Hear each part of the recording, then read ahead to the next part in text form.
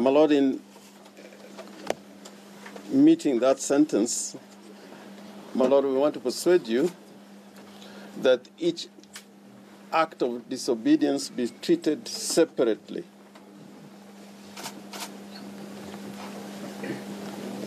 And each act of disobedience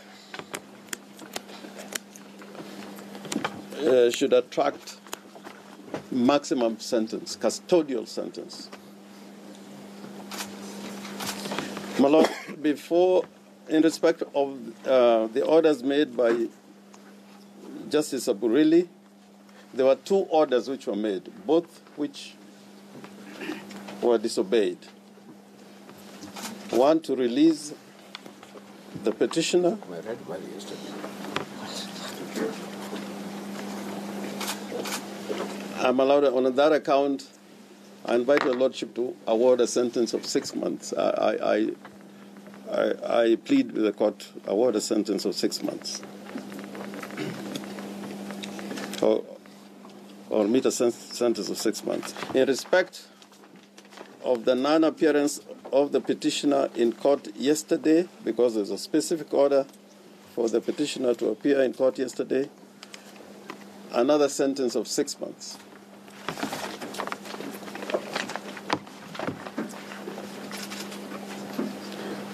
My Lord, in respect of the orders that you made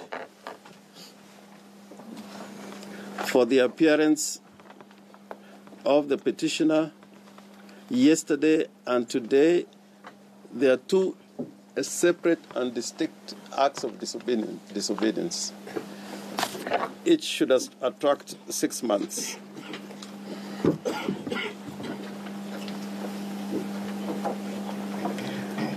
The respondents were supposed to appear before your Lordship yesterday.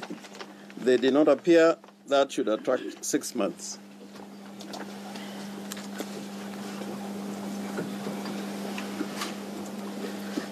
They were to appear today. They have not appeared. 6 months, my Lord. Mr. Muguna was to appear today. 6 months, my Lord. There was an order that Mr. Miguna should not be removed from the jurisdiction of the court in any circumstance. That has been disobeyed, my Lord. That should be 6 months. There was an order that the advocates should be given access to the petitioner. That was not given. Instead, we were clobbered very badly. That should be 6 months. So cumulatively, for each respondent, they should serve a sentence of 3 years. That is, the 6 months sentence should not run concurrently. They should run consecutively. And the reason why this sentence is necessary are first the reasons advanced by your Lordship yesterday, including the citation of Article 10 of the Constitution, the rule of law and Bill of Rights. These are specific principles and values that are very core to our Constitution. My Lord, under Article 20 of the Constitution, it says the Bill of Rights applies to all law and binds all state organs and all persons. So it is not an idle proposition to demand a safe sentence once there has been a violation. Article 21, Sub-Article 1, it is a fundamental duty of the state and every state organ to observe, respect, protect, promote, and fulfill the rights and fundamental freedom in the Bill of Rights.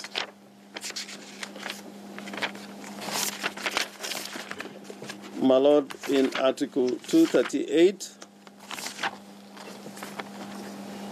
which relates to national security organs, principles of national security, My Lord, Article 238, 1 and 2B, and if I may just read 2B, are significant. National security shall be pursued in compliance with the law and with utmost respect for the rule of law. This is directed to the all security organs, that there must be utmost respect to the rule of law. In fact, I don't find anything in the Constitution where that a similar principle is directed to any state organ more than it has been directed to security state organs, national security organs, rather. And in relation to what Senior Counsel Dr. Hamino has just said, Article 239, sub-article 3, is relevant in terms of how the police should carry out their duties without, which must not be done in a partisan manner. And then similar provisions are found in Article 244 of the Constitution in relation to the Bill of Rights and the rule of law. The reason why I'm saying all this is that these are things which are within the knowledge of the three respondents. They cannot carry out their duties without being alive to these provisions of the Constitution.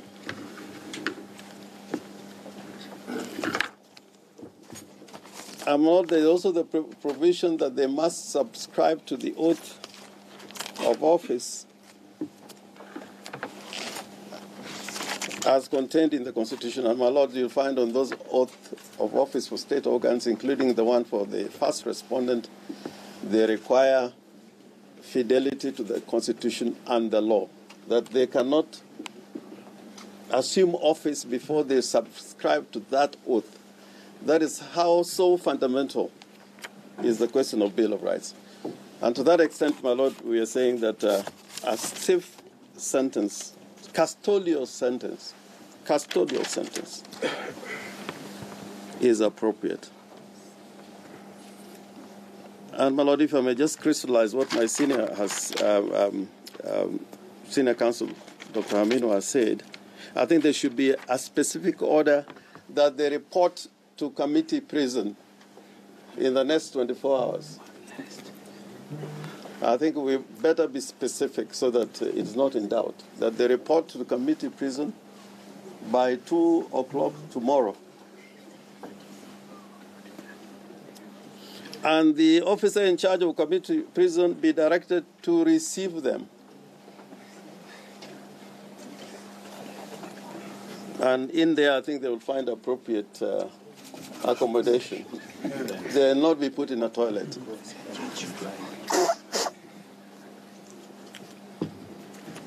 And just to crystallize again that during the period of sentence, they should not perform or exercise any authority or duty under the Constitution or under any other law. And my Lord, I just also want to demonstrate that this is not an idle affair.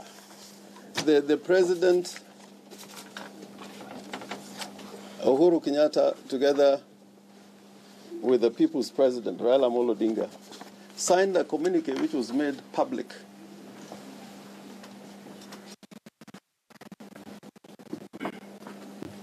That handshake had some bearing and accountability. Which was made public.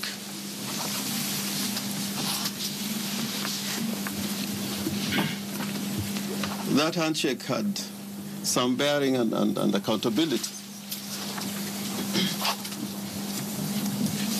The handshake is a very important thing. But they went beyond a handshake and said certain things which are very important. My Lord, on page 5,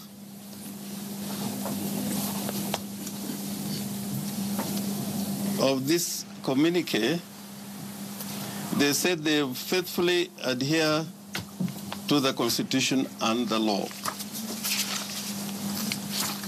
And on page 7, which is more important in this regard, and this is a word coming from the chief executive in the country, together with Raila Amolo Odinga. Kenyans must have their human and civil rights respected and enforced. My Lord, they are not just saying respected. They must be respected and enforced, which is what your Lordship is trying to do.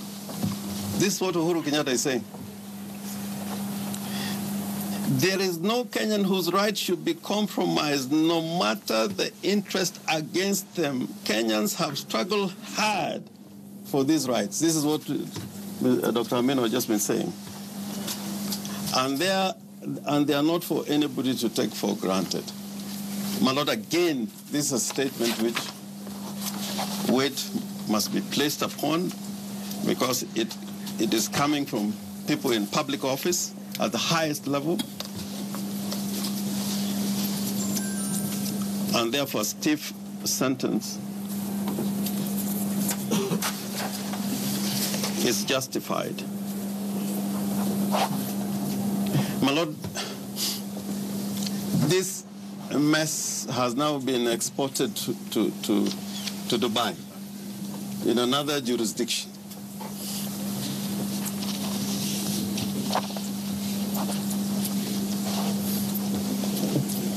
By a mess created by the respondents.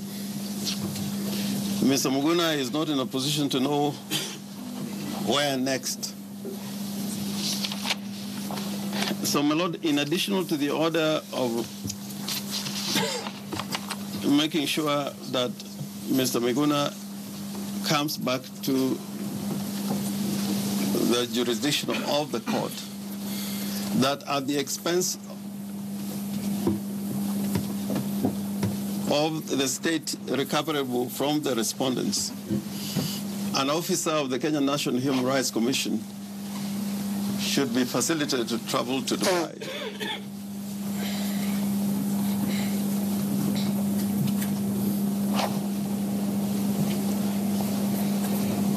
To ensure that Mr. Miguna, as a citizen of Kenya, has his rights protected. My Lord, you've seen what the Canadians have done to Mr. Miguna here, and I understand even in Dubai, where they are showing compassion, the Kenya government is showing brutality.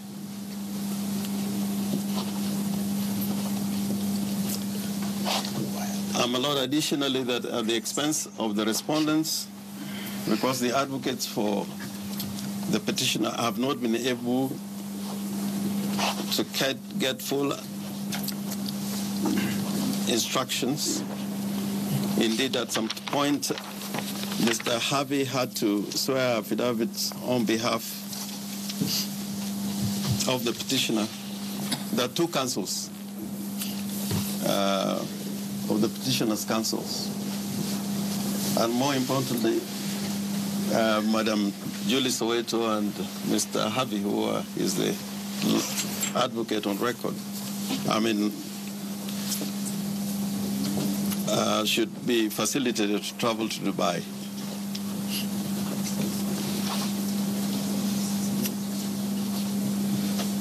To secure the interest of the petitioner.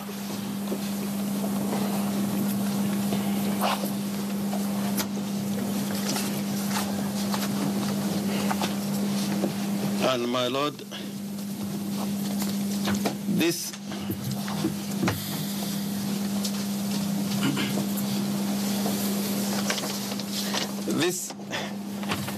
sentences will constitute a rich history for this country. My Lord, yesterday you said words which would almost come immortal. No immunity to impunity. And today we repeat those words and say impunity must be punished.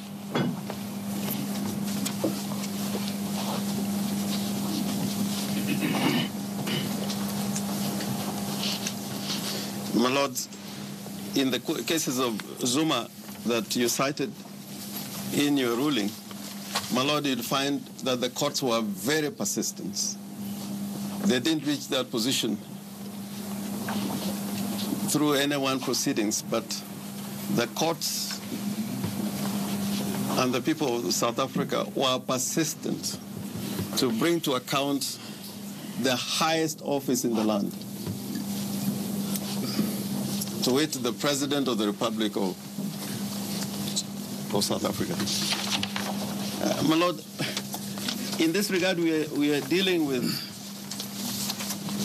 very junior officers in the order of things. Mr. Matiani has never been elected by anybody. And he can decide whether you sleep at the airport for 72 hours. He is told to come to court. He doesn't come.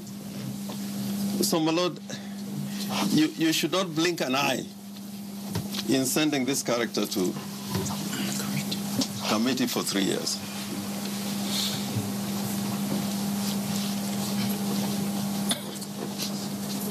My Lord, in sentencing the Director of Immigration, my Lord, I'd ask the court to look at his conduct in relation to the deportation of Mr. Miguna.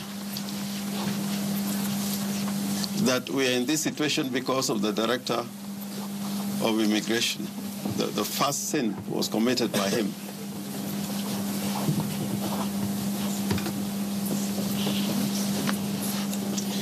My Lord, the Inspector General should be stiffly punished because through his office, many ordinary persons are brought before the courts, in the words of Mr. Mutinda, to be processed. But I don't think we don't process people in the courts. So what is good for the goose is good for the gander. His time has come. Mr. Boynet's time has come.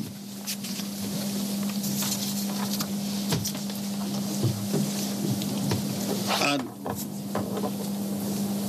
my Lord, finally,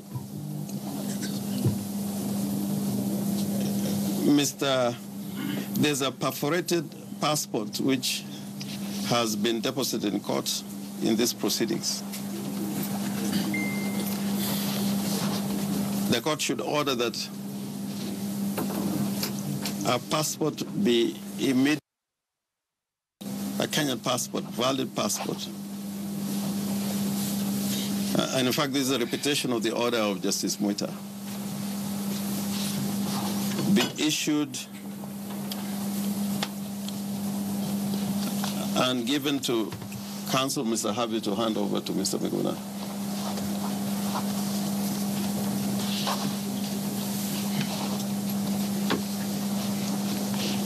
And my Lord, just with a light touch, so many years ago there was an Ethiopian who suddenly every Kenyan thought was dead and Kimathi. He left Ethiopia. General Madenge. Yeah, General Madenge. And he was suddenly in the territory of Kenya, received as a hero, only for the government of Kenya to realize that this was an Ethiopian. But for this particular individual, they gave him all the travel documents. He was not a Kenyan. It was purportedly that he was a Kenyan by birth. And also take into judicial notice that whenever the respondents wants to arrest or serve any individual, they do it with gusto. There's Mr. Jimmy Wanjigi here in court. And just to serve a summons, he was stopped on a highway, flying squad.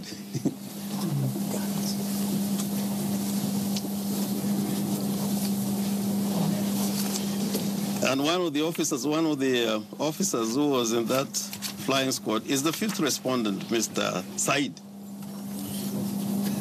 So if he can do this, perform such miracles, he should be able to perform them on his bosses, finding them.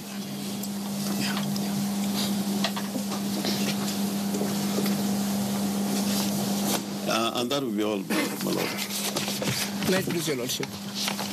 Well, that is all for the petitioner. If you could allow Mr. Ndubi to speak. Come on, Mr. Ndubi. Come on, Mr. Kamau. Oh, yeah, Mr. Kamau, yeah. Sorry. Yeah, Mr. Kamau. Your lordship, just for 1 minute, it is very clear to the commission that the respondent have treated the court orders with odium, blatant and flagrant disrespect, and profound contempt. Well, the case revolving around the deportation of Miguna Miguna and how he was handled at the Jomo Kenyatta International Airport 3 days ago continues. We continue to bring you those live proceedings from the Milimani Law Courts live on KTN News. So if you are keen on following up on this, just join us on KTN News for that and more. We call it a day for our viewers on KTN Home. Many thanks for joining us. My name is Akisa Wandera. By those who ought to enforce the law. And for that reason, anybody would be forgiven for saying that we have an institutionally criminal culture as an entire country. Your Lordship, this is a very serious and grave matter. And all the reasons that have been advanced for disobeying the court order are nothing really but a farce, a hoax, a smokescreen, a facade, and a mirage to cover up the mischief of contempt. Your Lordship, we encourage the court to stand firm and defend the Constitution so that our country can stop suffering institutional contempt of court. That is all. Thank you.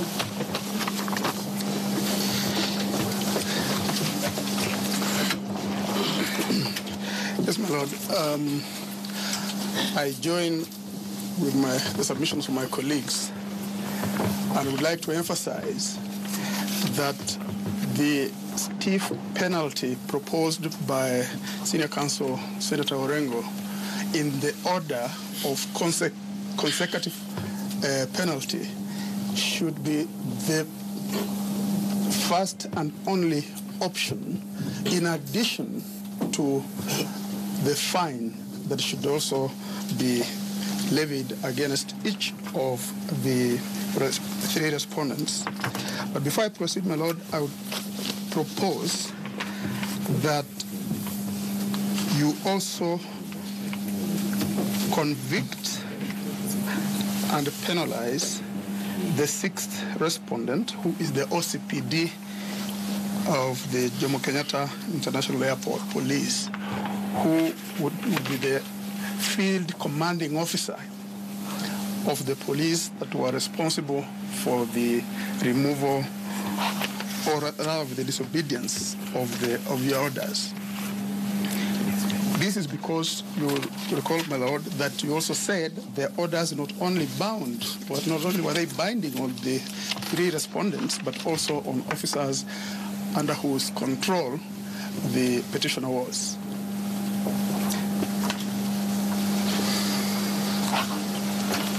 There is further reason why the stiffest sentence must be meted on the respondents, including the sixth respondent, is that there are aggravated circumstances that at the turn of each order there is continued disobedience. even more aggravated by the fact that when the lawyers for the petitioner went to present the orders he made yesterday, they were brutalized rather than being facilitated to enter the airport and serve the orders. And that was deliberate. And it is important, my Lord, to note that there must have been somebody who directed the stationing of the GSU officers who were junior ranking officers staying out there in the cold to lay in wait to brutalize the petitioner's lawyers. The third point I would like to make, my Lord, is that you take the cue of punishment from the Employment and Labor Relations Code, course number 2486 of 2016, which is the case of the Council of Governors against the Kenya Medical Practitioners and Dentists Union, KMPDU. You may recall that your sister on the other side, Judge Helen Wasilwa, had to jail trade union leaders for disobeying a court order she had made directing them to abandon the strike that was then ongoing.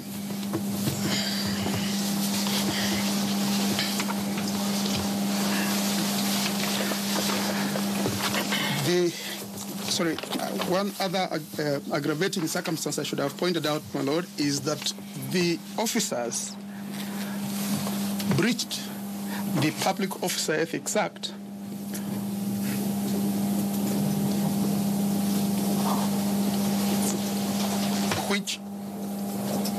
under which they were bound under Section 9 of the Public Officer Ethics Act. They are bound to carry out their duties in a way that maintains public confidence in the integrity of the office, to treat the public and fellow public officers with courtesy and respect, and to the extent appropriate, seek to improve the standards of performance and level of professionalism in their organization, among others. The point I'm making is that they have breached not only the Constitution, the law, but the National Police Act, but also the Public Officer Ethics Act. So they have acted with complete impunity, deliberately, intentionally, and knowingly. It should not be an excuse for any of them to say that the way they acted, they were taking instructions from any superior authority to commit crime. What they have done, not only in contempt of these court orders, but in exercising their instructions, they committed additional crimes such as assault on both the petitioner and his lawyers. It is public knowledge today, my Lord, that the petitioner was dragged, was sedated violently in total violation of his basic human rights to dignity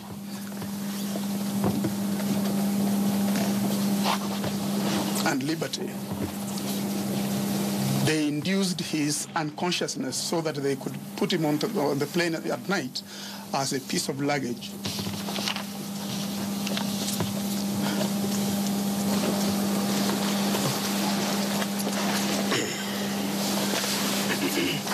Lastly, my Lord, under the Kenya Citizenship and Immigration Act, the Cabinet Secretary responsible for immigration, as the respondent, has power to issue travel documents, and at Section 25, subsection D and E, under D, he is empowered to issue a temporary passport issued to any citizen of Kenya who, for special circumstances, cannot travel on an ordinary passport, such as the special circumstances they have placed the petitioner now, or E, emergency travel document issued to a citizen of Kenya who is stranded outside Kenya or is being deported. Again, they have caused the situation of Miguna being a stateless person in Dubai under their circumstances. So the minister has power to give this document so that Miguna can come back to Kenya formally. And that direction is, as per the request made by Senior Counsel Orengo, that that passport for Miguna be issued in advance so that the two councils can travel with it to Dubai to facilitate his return to Kenya. My Lord, in conclusion, yes, I'm being reminded that as one of the interim orders you can make is as he proceeds to jail, he should issue the directives for the passport to be processed. The first respondent.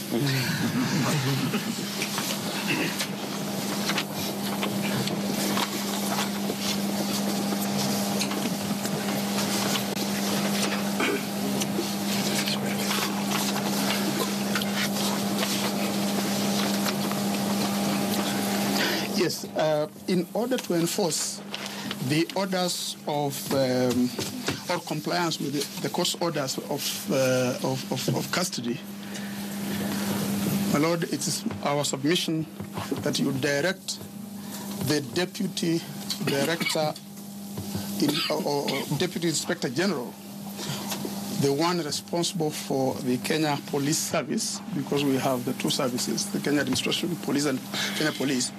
The Deputy Inspector General of the Kenya Police Service do effect the warrants of arrest emanating from this court and file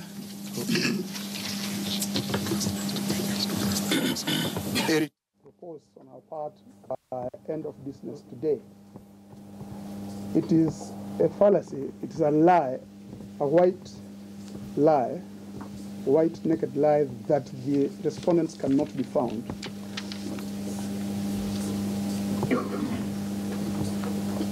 These respondents are the ones in charge of security in the country. If they cannot be found by their officers who work under them, that is reason enough they should even be removed from office. But it is important to know that whilst that is a lie, what my colleague Mr. Mutinda was doing in the morning. But it is important to know that whilst that is a lie, what my colleague Mr. Mutinda was doing in the morning was to seek to protect fugitives of the law from the law. They have been convicted, they are convicts, they are runaways from court. They are effectively legal fugitives, and Mutinda is seeking to protect them by lying to you that he can't trace them. These proceedings from yesterday have been live on TV, my Lord. And on social media, they are live. A lot of things we are seeing on social media, even as we sit here, are live commentaries by citizens and public officers on what's going on in the court. It is common knowledge that once an advocate acting for a party is aware of an order, that party for whom he is acting is presumed to have knowledge of that order, because the advocate has a duty to communicate that order of the court. It is not possible that an advocate can receive instruction to come and act for a party in court, then he cannot have the capacity to instruct or advise that party after the court process. And for that reason, I join with the submission of Senior Dr. Khaminwa that you find that Mr. Mutinda is in contempt of court and he be appropriately sentenced, convicted and sentenced. That's all. My Lord, there's just something I forgot to say, that it has been part of the law of the land, and even in the common law countries, that citizens can arrest for whenever an indictable or cognizable offense has been committed. They can arrest with or without a warrant. In fact, my Lord, you'd find in the village 80% of arrests are made by citizens. And then a policeman is called. My Lord, if for any reason the orders committing the respondents to a custodial sentence, if for any reason they cannot be executed by dint of inability or refusal to arrest the three respondents, then since they have already been convicted, a citizen's arrest should not be frowned upon, and the court should so order.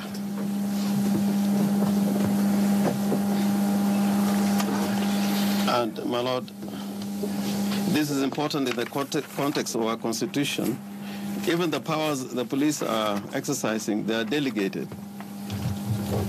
Article 1, all powers are delegated. Even your Lordship, your powers are delegated. So in our jurisdiction, as opposed to England, when the sovereign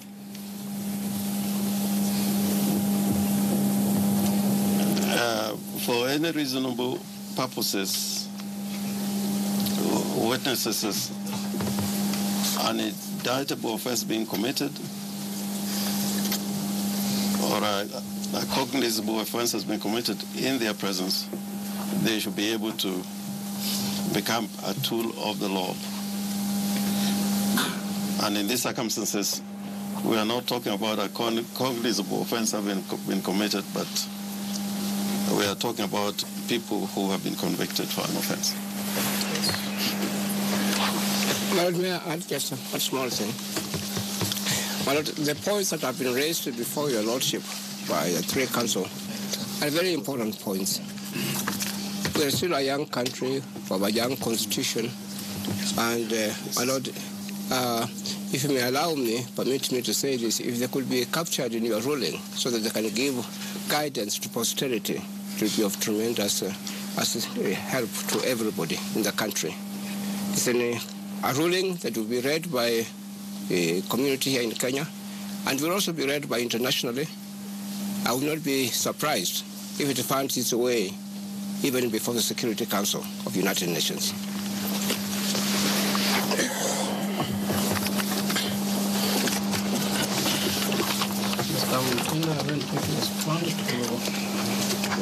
The issues raised against you personally. My Lord,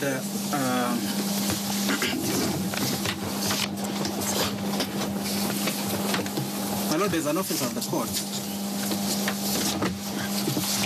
I'm a bit surprised by the application by Senior Dr. Camino.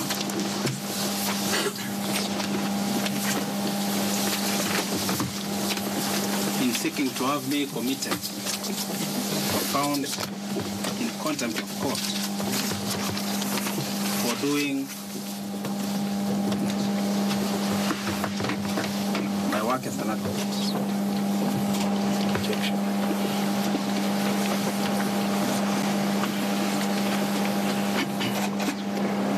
My Lord, I did state to the court that I had made all the necessary attempts, phone calls to my superiors whom when I stand before you, my Lord, I am their agent, according to the law. And also the officers of the ministry, whom I should be representing.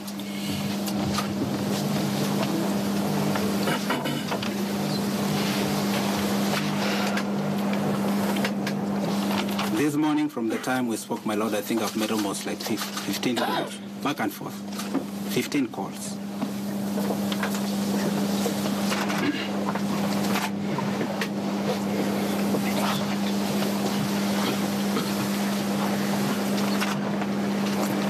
The application to have myself committed for contempt,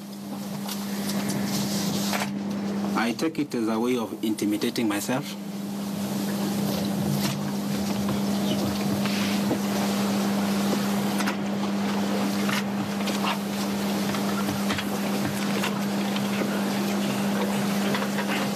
It's a threatened violation of my fundamental rights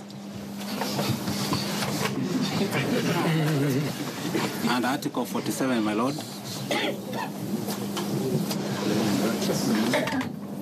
In that, I did have notice of this. And at the end of from morning, I came here as an advocate. I've been doing this as an advocate. At no time did I become the subject of trial, but now I'm becoming a subject of trial.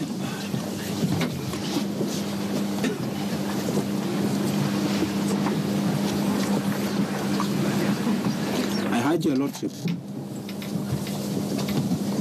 to look at and to consider the drastic nature of the orders that are being sought by my learned senior, and also the Council for the Law Society, who should be protecting myself. In that I'm a member of that profession.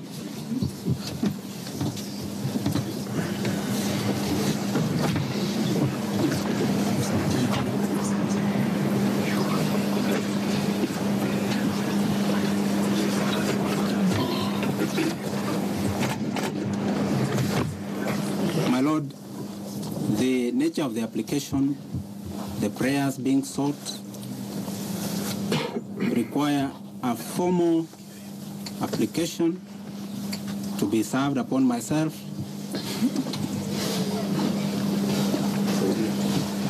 and that I can be able to respond and even demonstrate the efforts. Because my learned senior is saying, I didn't make satisfactory efforts. At least I can demonstrate those efforts. But for purposes of my work today as an advocate, I didn't inform your Lordship. With all due respect, professionalism, and calmness that is required of an advocate, I did do that, my Lord.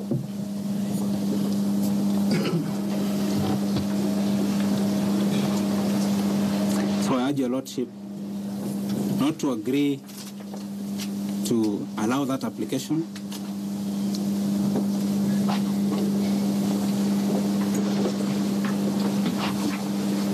It would be a very low moment when advocates appearing before your Lordship and before this court.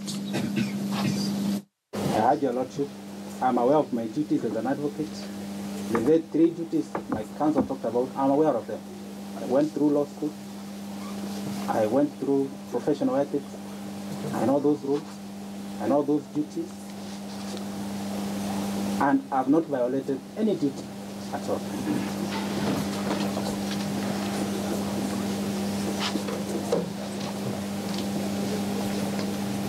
I would urge your Lordship to deal with the question that was before us, which was sentencing and appearance of the respondents, and remove myself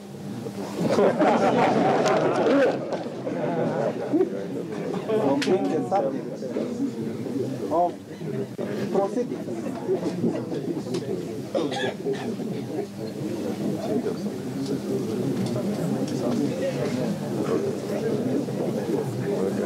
As I have said, my Lord, I am an advocate, and when I stand before you, I don't stand on my own behalf. I stand to represent clients,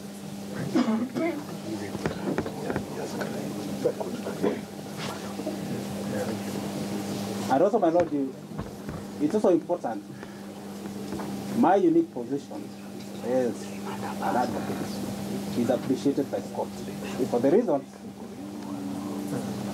my Lord, I am an advocate in the office of the Attorney General.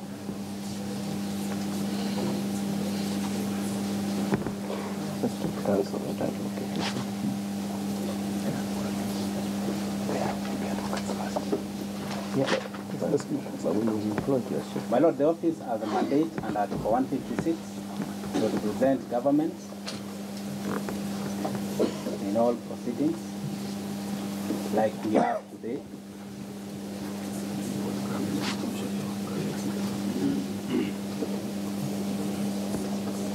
It also has mandate under the office of the Attorney General Act to represent government institutions, departments, officers, courts.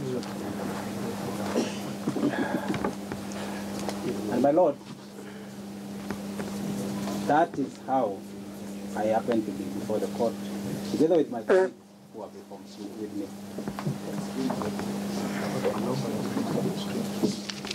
My Lord, disallow that application. And if you thought it should be considered, I would urge your Lordship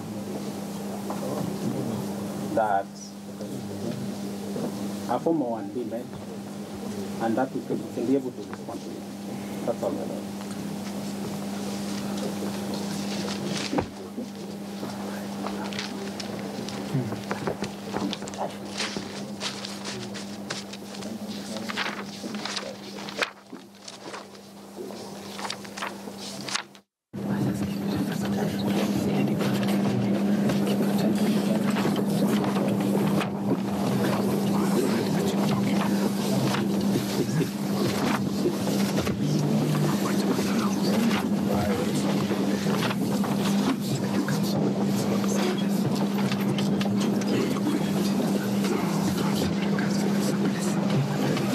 You tried.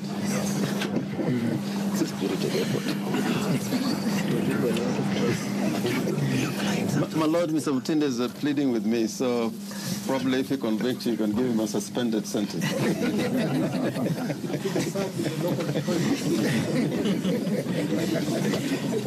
My Lord, Senior Counsel, we have done many matters here. I don't know. Judge can convict and pardon. I didn't know people can really fight for themselves. No.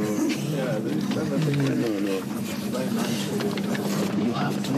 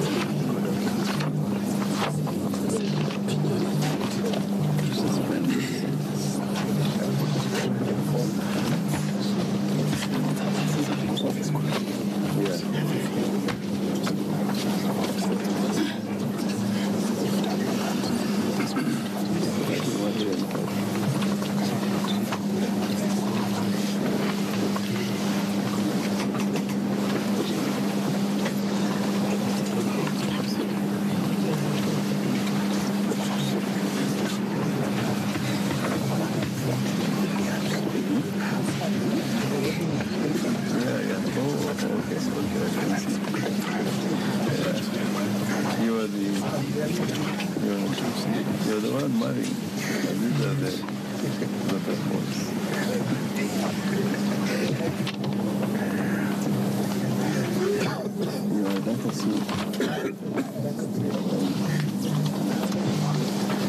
So thank you very much. I'll consider your submissions and I'll give my decision at 2:30 p.m. We're much obliged. 2:30. 2:30. What are you giving me? No, 2:30. Not crying. No, 2:30. 2:30.